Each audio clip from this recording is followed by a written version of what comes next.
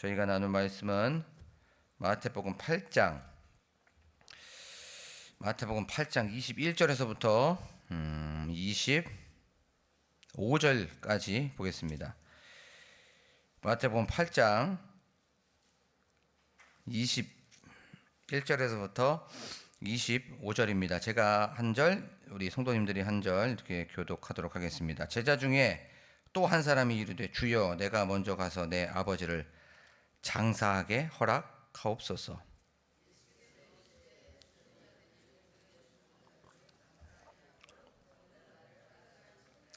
배에 오르심에 제자들이 따랐더니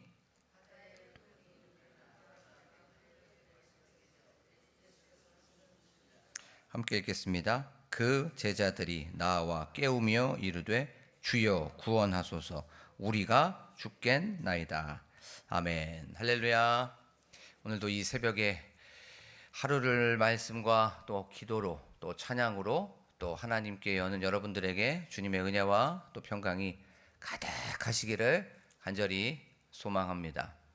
예수님께 한 제자가 나오게 되었습니다. 그러면서 이렇게 얘기합니다. 예수님, 저희 아버지가 소천하셨는데 이 장례를 먼저 치르고 와서 그 예수님을 따라도 될까요? 라고 그렇게 말했어요. 장례를 치르고 또 소천하는 것을 이렇게 예식을 치르는 것을 당연한 겁니다. 사람이라면. 그리고 성경에서도 제5계명에서도 그렇게 말씀하고 있고, 또 부모를 공경하는 것은 성경뿐만 아니라 사람이라면 당연히 해야 되는 거예요. 요 당연하고 상식적인 것을 제자는 먼저 가도 될까요? 라고 하면서 허락을 받고 있습니다. 우리는 저번 시간에 당연하고 상식적이고 이치에 맞는 것일지라도 우리는 예수님께 허락을 받고 나아가야 된다는 것에 대해서 나눠 봤습니다. 해도 될까요? 하지 말까요? 라고 하면서 그렇게 허락을 받고 나아가게 되면 예수님께서는 우리에게 지혜를 주십니다. 보이지 아니했던 것들이 보여질 때가 너무나도 많이 있어요. 그리고 생각하지 못했던 것들이 생각나게 될 때가 너무나도 많이 있습니다. 우리의 삶 속에서 먼저 해야 되는 것은 예수님께 허락을 받고 나아가는 거예요. 예수님, 해도 될까요? 하지 말아야 될까요? 라고 하면서 우리가 오늘 하루를 살아가기를 원합니다. 그런데 그 예수님을 따르는 그 제자, 먼저 가서, 요게 키포인트였습니다. 먼저 가서 내 아버지를 장례하게 하여 주시옵소서, 그렇게 허락하게 하여 주시옵소서 라고 얘기하게 된 거예요. 물론 예수님을 따른다는 거, 영적인 어떤 관심도 있었습니다. 따르려고 하는 순종도 있었어요. 봉사도 있었습니다. 헌신도 하고 싶었어요. 그런데 한쪽 발은 세상에 있었던 거예요. 그런데 오늘 말씀에서 중요하게 얘기하고 있는 것은 먼저 가서라는 겁니다. 예수님보다 먼저, 하나님보다 먼저 세상 일이 중요했다는 겁니다. 이런 사람들은 공통점이 있습니다. 세상의 일과 하나님의 일이 부딪혀서게 되었을 때 그들은 고민 없이, 갈등 없이 세상의 논리와 세상의 법칙과 세상의 원리로 따라가게 된다는 것입니다. 한쪽은 하나님, 한쪽은 세상. 예를 들면 예배가 우선이냐, 일이 우선이냐, 예배가 우선이냐, 공부가 우선이냐, 예배가 우선이냐, 자녀가 우선이냐, 예배가 우선이냐, 물질이 우선이냐. 항상 이 두 마음을 품고 나아가게 된다는 거예요. 그때 예수님께서 오늘 말씀에 보면 이렇게 말씀하고 있습니다.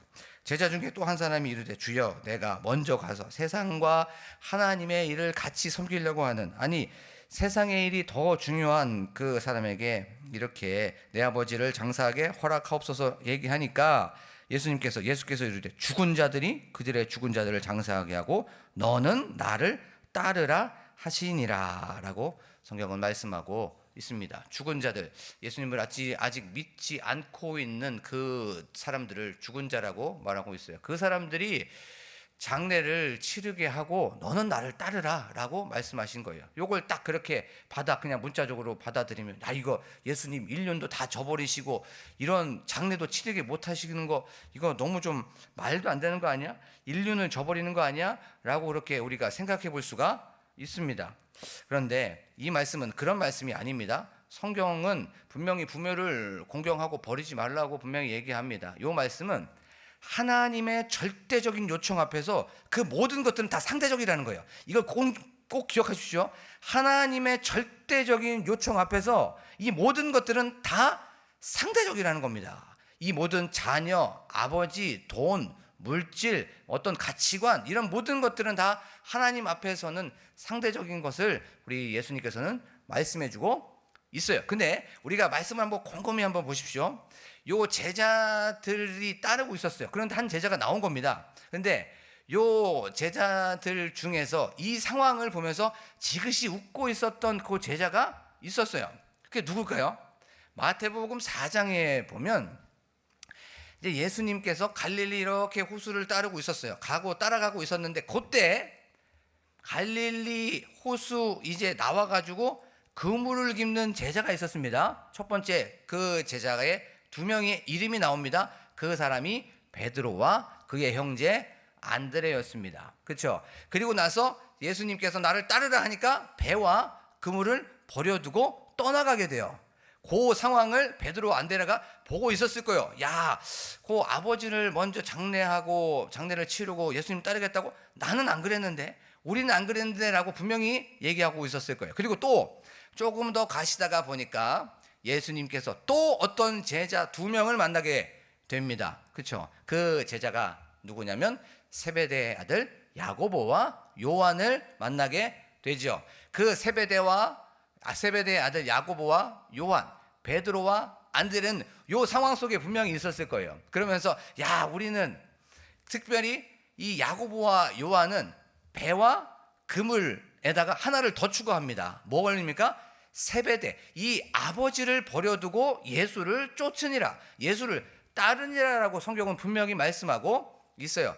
예수님을 따른다는 건 이런 겁니다. 바로 내가 가장 중요하게 생각하는 것, 내가 가장 귀하게 생각하는 것, 내가 가장 소중하게 생각하는 것들, 당연한 것들을 다 뒤로 하고 십자가를 지고 나아가는 거예요.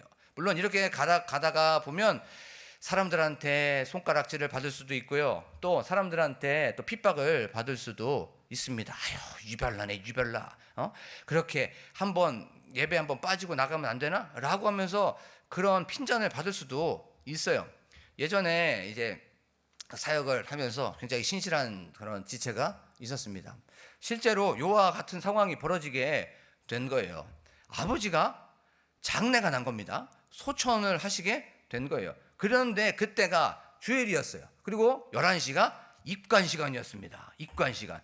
그는 갈등하지 않고 고민하지 않고 먼저 예배 드리고 나서 이제 입관이 끝나고 이제 그 장례식 빈소로 다시 가게 된 거예요. 그런데 그 친척들은 예수님을 믿지 않았습니다. 가서 핍박과 박해를 받을 수밖에 없었어요. 유별나네, 유별나.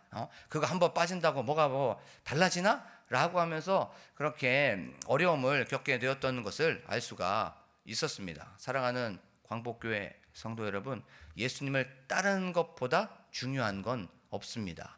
먼저 그의 나라와 그의 의를 구하면 이 모든 것들을 더하여 주십니다. 이것을 경험하는 거예요. 신앙한다는 건 다른 것이 아닙니다. 내 모든 것들을 내려놓고 포기하고 이것을 예수님보다 더 사랑하지 않습니다 고백한 다음에 그렇게 삶 속에서 구현해내고 삶 속에서 살아가다 보면 어려움이 있습니다. 그러면 그때마다 하나님께서 채워주시고 하나님께서 먹여주시고 하나님께서 피할 길을 허락하여 주시고 거기에서 하나님과 더 끈끈한 이 관계가 형성이 되는 거예요. 그것을 경험하는 것이 신앙한다는 거예요. 사랑하는 광복교회 성도 여러분, 절대적인 그 하나님의 요청 앞에서 다른 무엇도 다 상대적인 된다는 것을 기억하면서 나아가기를 원합니다. 자, 이제 예수님과 제자들은 이제 그 반대편, 갈릴리 호수 반대편으로 가게 되죠. 그러면서 배를 타게 됩니다. 예수님께서 배에 오르셨어요. 그랬더니 이제 제자들도 같이 오르게 됩니다. 그런데 이 배를 타고 가다 보니까 갑자기 이제 바다에 큰 놀이 일어났대요. 파도가 막 이제 일어나게 된 것입니다. 우리가 잘 아는 것처럼 요 갈릴리 호수는 그 지중해보다 200m가 정도가 낮아요. 그러니까 쉽게 말하면 요 정도가 요가 요 정도 여기에 있는 부분들, 요 광대쌍 요 부분이 이제 예루살렘이라고 생각해 보고, 또 그 바로 밑에가 지중해예요. 근데 여기보다 저 밑에 한 1층 정도, 우리의 1층 정도 되는 게 갈릴리 호수라고 한번 생각해 보겠습니다. 그러면 여기로 이제 바람이 불면 1층으로 그 바람이 밑으로 쫙 내려가면서 어떻게 됩니까? 돌풍이 일어날 수밖에 없어요. 바람이 내려갔을 때 돌풍이 일어나기도 하고 또 기온이 변할 수도 있어요. 자주 그래서 이 갈릴리 호수는 돌풍이 일어났다는 것을 자료를 통해서 우리는 살펴볼 수가 있습니다. 이제 바다에 큰 파도가 일어나서 그 파도로 말미암아서 배가 뒤집히게 된 거예요. 이제 배가 물에 잠길 지경이 된 겁니다. 제가 이렇게 말씀을 이렇게 묵상을 하다, 부산에 있는 태종대라고 있어요. 태종대. 다 한 번씩 가보셨죠? 부산에 태종대에 가면 지금도 있을지 모르겠는데, 제가 20대 초반에 거기 유람선을 한번 타보게 됐어요. 그렇게 큰 유람선이 아니었습니다. 그 태종대에서 한 30명, 한 25명 정도 이렇게 가는 그 친구들과 함께 놀러를 가갖고 유람선을 탄 적이 있었습니다. 그런데 출발할 때는 분명히 잔잔했습니다. 그리고 출발하기 전에 바람이 불면은 출발을 안 하겠죠? 근데 출발했다는 거는 바람이 없었던 거예요. 그런데 한 3분인가 4분인가 이제 보면서 바람이 불기 시작했습니다. 그러면서 이제 선장이 방송으로 얘기를 하는 거예요. 그 앞에 있는 이 구명조끼를 다 입으시기 바랍니다라고. 뭔가 상황이 심상치 않았어요. 이게 파도가 이게 올라가면서 이런 거 있죠. 올라갔다가 이런 느낌이 계속 되는 거예요. 한 10분 동안. 그런데 이게 심해지면은 이런 어떤 이게 올라갔다 내려갔다는 게 있지 않습니다. 이게 막 좌우로 막 이제 요동이 치기 시작했던 거예요. 그때 야, 이거 죽는 거 아니야? 이거 난리 나는 거 아니야? 어떡하지? 하면서 옆에 있는 쐐기둥을 보여지게 잡고 있었습니다. 그때는 솔직히 기도도 안 나왔어요. 기도도 이게 이 기둥만 이렇게 붙잡고 있었어요. 야, 이거 큰일 나겠는데 현상에, 문제의 상황에, 현실에 붙잡힐 수밖에 없게 된 거예요. 요 상황을 바로 이 제자들이 겪고 있는 상황이었습니다. 돌풍으로 인하여서 다른 것들은 보이지 않는 그런 상황이었던 거예요. 야, 근데 요거 제자들 어부였습니다. 어부 분명히요. 베드로와 안드레 또 야고보와 요한 다 이 그물을 깃고 있는 어부였어요. 그러면 이 갈릴리 호수의 요 돌풍에서는 어느 정도 베테랑이었습니다. 그렇죠? 그리고 전문가였어요. 프로페셔널을 했는데 야, 이거 돌풍을 보니까 이거 심상치 않은데? 라고 하면서, 근데 이게 잠잠해지지 않는 거예요. 그래서 계속 요 파도가 높으니까 불안하기 시작했습니다. 두려워하기 시작했다는 거예요. 그리고 뭔가 걱정과 염려에 사로잡힐 수밖에 없습니다. 자, 우리가 여기서 근데 중요한 메시지가 하나 있어요. 성경에서 그러면 우리가 한번 생각해 보는 건, 배는 교회를 상징합니다. 그리고 이 제자는 교회 안에 있는 성도를 상징해요. 그리고 바다는 성경에서 계속적으로 무엇을 상징하냐면 악한 것, 마귀, 사단 이런 것을 상징해요. 요한계시록에 보면 리워야단이 어디에서부터 나옵니까? 바다에서부터 나와요. 그리고 옛 뱀이라고 하는 그 악한 용이 어디서부터 나옵니까? 바다에서부터 나옵니다. 성경은 요 바다를 항상 마귀, 악한 것이라고 그렇게 얘기하고 있어요. 그런데 거기에 누가 있습니까? 예수님이 있다는 거예요. 그럼 이 말씀을 한번 종합해 보면 교회라는 곳 안에 우리가 있습니다. 그리고 여러분들이 교회예요. 하지만 이 교회는 어디에 있습니까? 바다라고 하는 그 세상에 있는 거예요. 근데 세상에 있을 때 누가 함께 있습니까? 예수님이 함께 있는 거예요. 이걸 지금 마태복음은 말해주고 있는 것이에요. 우리가 세상을 살아가다 보면 교회 안에 있더라고 해도 교회라고 하는 그 성도 한 분 한 분에게 이 바다, 이 세상은 우리를 힘들게 하고 걱정하게 하고 문제를 주고 그래야 해서 불안하게 하고 염려하게 하고 늘 걱정하게 한다는 거예요. 그러면 우리는 시선이 어디에 있어야 됩니까? 우리와 함께 하시는 예수 그리스도에게 있는 이 시간이 되기를 간절히 축복합니다. 그런데 문제가 하나 있어요. 근데 그 문제가 뭐냐면 두려움에 사로잡혀서 시선이 편협해진다는 겁니다. 걱정에 사로잡히면 걱정밖에 안 보여요. 문제에 사로잡히게 되면 그 문제를 우리는 집중해서 바라볼 수밖에 없다는 것이에요. 우리가 이 말씀을 통하여서 하든지 간에 우리의 편협하고 한 곳에 집중되어 있었던 그 문제에, 어려움에, 장애물에, 이런 곳에 집중되어 있었던 우리의 시야를 바로 주님 예수 그리스도께 맞추는 이 시간이 되기를 간절히 소망합니다. 자, 이제 그렇게 막 파도가 막 일어나고 있었어요. 그때 예수님이 뭐 하고 있었습니까? 주무시고 있었다라고 성경은 말씀하고 있어요. 사람들은 아유, 예수님이 무슨 주무셔라고 그렇게 얘기할 수도 그런 사람들이 있어요. 또 한쪽은 진짜 예수님이 주무셨어라고 그렇게 말하는 사람들이 있습니다. 저는 예수님께서 진짜 주무셨다라고 믿습니다. 자, 진짜로 주무신 거예요. 배는 요동하고 배는 그렇게 깨어지고 있었지만 예수님께서는 평안하게 주무시고 계셨던 거예요. 절체절명의 순간에 예수님께서는 주무시고 계셨습니다. 그러면 왜 주무셨을까요? 어떻게 해서 이렇게 주무실 수밖에 없었을까요? 예수님께서는 그 사역의 현장에 있었습니다. 최선을 다하고 마음을 다하고 뜻을 다하고 힘을 다해서 병을 고치셨어요. 또 제자들에게, 사람들에게 복음을 전파하셨습니다. 또 귀신을 내쫓아내시는 그 축사의 그 사역을 하셨어요. 자기의 맡은 바 일에 최선을 다하고 자기가 맡은 바 일에 그 사명에 나의 모든 것을 올인한 거예요. 그래서 피곤해서 주무실 수밖에 없었던 거예요. 여기에서 우리에게 주는 메시지가 조그만 것이 하나 있습니다. 나는 과연 내가 맡은 바 사명에서 최선을 다하고 있는가? 내가 거기에 대해서 분명히 하나님께 어떤 사명을 받았는데 내가 거기서 마음을 다하고 뜻을 다하고 힘을 다해서 내가 가지고 있었던 그 진짜 그 사명 앞에서 내가 진짜 너무 힘들어 죽겠네, 너무 고되네 라고 하면서 집에 가면 쓰러질 수밖에 없는 그런 상황을 맞닥뜨리고 있는가?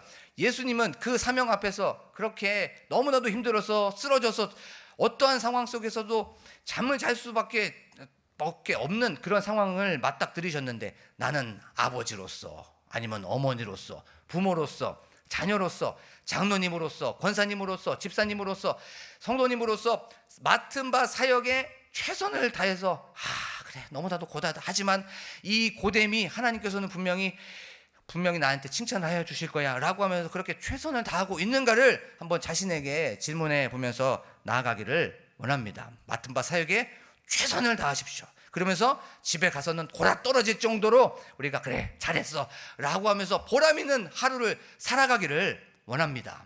그리고 또 예수님께서 이제 주무셨어요. 이 주무셨다는 것, 예수님도 참 인간이셨던 거예요. 삶 속에서 그 사역 때문에 힘들고 지치셨습니다. 사람들에게 선포하고 사람들에게 전도하고 사람들의 병을 고침을 했는데도 불구하고 안 듣는 사람들도 있었던 거예요. 예수님 자체도 지치시고 피곤하셨습니다. 우리가 삶 속에서 지칠 수 있어요. 삶 속에서 피곤할 수 있습니다. 삶 속에서 이게 넘어질 수가 있습니다. 그때 또 어디로 갑니까? 배 안에 계시는 우리와 함께 하시는 그 예수 그리스도를 경험하기를 원합니다. 지칠 때마다, 피곤할 때마다, 힘들 때마다 예수님도 힘드셨지 라고 하면서 그 예수님을 경험하고 예수님과 함께 동행하면서 그래 그 예수님과 함께 동행하며 나아갈 때에 그 예수님께서 주시는 분명히 위로와 또 예수님께서 주시는 분명한 능력으로 채워주시는 그 은혜를 경험하기를 간절히 축복합니다. 자, 이제 시간이 조금 지났지만 좀 요 말씀은 해야 되기 때문에 좀 하겠습니다. 이제 파도가 막 치기 시작했습니다. 그리고 물이 막 이제 배를 들어오려고 하는 그런 상황이었어요. 이제 그 파도 때문에 배가 뒤집어지려고 했었던 그런 상황이었어요. 그런 상황을 한번 생각해 보십시다. 이제 굉장히 긴박한 상황이었습니다. 긴박한 상황이었을 때 그들은 예수님이 드러나지 않았습니다. 생각이 나지 않았어요. 주여 구원하소서, 살려주세요, 해결해 주세요 라고 하면서 우리가 죽겠나이다 라고 그렇게 말씀하고 있습니다. 제자들 한번 생각해 보십시오. 기적의 현장에 있었습니다. 그렇죠? 고치는 현장에 있었어요. 귀신을 쫓아내는 그 축기의 현장에 있었습니다. 모든 것을 다 본 목격자였어요. 모든 것을 다 본 그런 상황, 그런 사람들이었습니다. 그런데 그런 상황 속에서 자기들의 힘으로 모든 것을 다 해보고 나서 그 다음에 바로 예수님을 찾고 있습니다. 그들은 주님이 함께 있었다는 것을 잊어버렸던 거예요. 그들은 예수님이 이 모든 것들을 해결하실 수 있는 분이라는 것을 놓치고 있었던 것입니다. 두려움과 걱정 앞에서, 불안 앞에서, 상황 앞에서 그 모든 것들을 해결하여 주신 예수님을 놓치고 있었어요. 기적은 오래가지 않는다는 것입니다. 그것을 예수님이 병 고쳤던 기적, 귀신을 축사했었던 기적, 또 어떤 사람을 치유했었던 기적, 다 그 현장에 있었지만 그들은 기억하지 못했습니다. 표적과 기적은 그들을 움직일 수 없었던 거예요. 이 모습이 우리의 모습이고 이 모습이 나의 모습이라는 겁니다. 말씀을 듣고 나서 이제 여기에서 마음에 막 결단합니다. 근데 세상으로 나아가게 되면 상황 앞에서 예수님을 놓칠 수밖에 없습니다. 이 기적과 또 어떤 표적 앞에서, 병 고친 그 기적 앞에서는 또 물론 거기서 하나님을 찬양하고 예수님을 환호하지만 그 앞에서 우리는 놓칠 수가 있다는 거예요. 우리가 항상 생각해야 되는 건 항상 쉬지 말고 기도하고, 또 항상 범사에 기도하고, 늘 주님을 부르짖으면서 내 마음속에 나와 늘 동행하시고 함께 하시는 그 주님을 기억하면서 나아가는 저와 여러분들이 되기를 간절히 축복합니다. 자, 그러면서 이런 생각이 좀 들었어요. 왜 그들이 그러면 예수님을 잊고 있었을까? 왜 그들이 그러면 예수님을 놓치고 있었을까? 공식이 없어서 그래요. 공식이. 제가 요 말씀을 하고 좀 마치겠습니다. 그 공식이 뭐냐면, 우리가 구구단을 외울 때 한번 생각해 보십시오. 구구단은 2는 2, 2는 4, 2, 4는 8. 거 봐요. 내가 이게 봐봐요. 이게 공식이 내가 잘못되니까 이렇게 막 웃고 있는 거죠. 일부러 그랬던 거예요. 일부러. 2, 3은 6, 2, 5, 10. 자, 구구단을 외울 때 무엇인가 이해해서 외웁니까? 아닙니다. 구구단을 외울 때는 그것이 그냥 외워서 그냥 자연스럽게 되는 거예요. 자, 그러면 요걸 그대로 배 안으로 끌고 왔었을 때 보면, 문제는 그리스도, 문제는 십자가, 문제는 예수, 문제는 하나님이라고 하는 이 공식을 대입해 보십시오. 자, 요 공식이 없기 때문에 우리가 넘어지고 예수님을 잊어버리는 거예요. 우리가 구구단을 외웠을 때 그것이 외워져 갖고 바로 답이 나오는 것처럼, 문제는 십자가, 문제는 예수, 문제는 하나님이라고 하는 공식이 거기에 대입만 되어 있으면, 문제가 왔을 때 여기 이 상황과 환경에 넘어지는 것이 아니라, 문제가 왔을 때 그리스도, 문제가 왔을 때 하나님, 문제가 왔을 때 예수라고 하는 그것이 외워지기만 하면 요 문제가 왔을 때 바로 예수님을 찾아갈 수가 있어요. 그런데 공식을 잊어버리는 거예요. 공식을 외우지를 못하고 있는 겁니다. 그래서 우리의 삶 속에서는 항상 넘어지고, 항상 잊어버리고, 항상 실패하고, 항상 쓰러질 수밖에 없는 거예요. 공식을 기억하십시오. 문제는 예수입니다. 문제는 하나님인 거예요. 문제는 십자가입니다. 그래서 문제가 왔을 때는 항상 답이 예수이기 때문에 어디로 갑니까? 또 예수님께 나아가는 거예요. 또 십자가로 나아갑니다. 문제가 왔을 때 또 하나님으로 나아가는 거예요. 사랑하는 광복교회 성도 여러분, 오늘 말씀을 이제 먼저 좀 짧게 정리를 하면서, 항상 문제가 왔을 때 하나님께 나아가십시오. 문제에게 초점을 맞추지 말고 그 문제의 답을 갖고 계시고, 문제보다 크신 그 예수 그리스도를 바라보면서 나아가는 저와 여러분들이 되기를 간절히 축복합니다. 그리고 예수님께서도 주무셨던 것처럼 우리들의 삶 속에 지칠 수 있어요. 피곤할 수 있습니다. 그런데 그 피곤함을 가지고 예수님께 나아가십시오. 그 예수님께 영적으로, 또 우리가 육적으로, 또 우리가 정신적으로, 마음적으로 힘들 때마다 예수님께 나아가서 거기에서 위로받고 그 은혜에 사무치는 오늘 하루가 되기를 원합니다. 그리고 또 우리의 삶 속에 분명히 사명이 있습니다. 그 사명을 최선을 다해서 실행하시고, 또 최선을 다해서 마음을 다하고 뜻을 다하고 힘을 다해서 그렇게 살아가십시오. 그리고 오늘 저녁에 고된데, 너무 힘든데 라고 하면 뭐가 생깁니까? 보람이 생기는 거예요. 그 보람을 잊어버리면 삶이 무료해집니다. 보람이 있어야 우리의 삶 속에 재미가 생기고 의미가 생기는 거예요. 사명이 바로 우리의 보람입니다. 사랑하는 광복교회 성도 여러분, 이것을 기억하면서 오늘 하루도 믿음의 선한 싸움에서 승리하는 저와 여러분들이 되기를 간절히 축복합니다. 오늘 말씀을 기억하며 나아가기를 원합니다. 주님, 저희들 이 말씀을 통하여서 다시 한번 주님을 경험하게 하여 주시고, 그 주님을 알게 하여 주시면 하나님 감사를 드립니다. 주님의 부르심 앞에, 주님의 초청 앞에, 하나님의 그 절대적인 요청 앞에 이 모든 것들은 상대적이라는 것을 알게 하여 주심에 감사합니다. 하나님, 오늘 말씀을 통하여서 오늘 하루도 믿음의 선한 싸움에서 승리하는 저희들이 되게 하여 주시고, 어떠한 상황 속에서도 문제를 바라보지 않고 문제의 답이시고, 또 문제가 있었을 때 그 모든 것들을 하나님께 귀결시키는 저희들이 되게 하여 주시옵소서라고 기도하기를 원합니다. 또한 저희들의 삶 속에 항상 기도하는 저희들이 되게 하시고, 항상 주님을 찾는 저희들이 되게 하여 주셔서 항상 주님께 영광 올려드리는 하루가 되게 하여 주시옵소서라고 기도하기를 원합니다. 또한 저희들 교회의 부흥을 위하여서, 성도님들을 위하여서, 또한 환우들을 위하여서, 나라와 민족을 위하여서, 담임 목사님과 우리 성도님들을 위하여서, 또한 우리 사모님을 위하여서 각자 가지고 나온 기도 제목을 놓고 간절하게 주여 한번 부르고 기도합니다. 주여!